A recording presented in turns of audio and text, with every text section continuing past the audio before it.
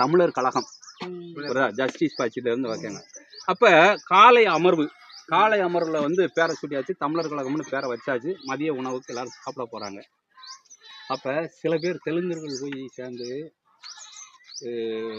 ஈவேராட்ட போய், இப்ப நீங்க தமிழர் கழகம்னு வச்சீங்கன்னா இங்க நம்மள மாதிரி தெலுங்கர்கள் அண்ணா தெலுங்கர், பெரியாரு பலிஜா நாயுடு, அதுல இருக்கக்கூடிய பிடி நாயரு மலையாளி, தியாகராஜ செட்டியாரு தெலுங்கரு. அப்ப இவங்க எல்லாம் சேர்ந்து நாளைக்கு தமிழர்கள் கழகம்னு வச்சுன்னா தமிழர்கள் அல்லாத நம்ம எல்லாம் இந்த இயக்கத்துல உறுப்பினராக முடியாது, வெளியே போகணுமே.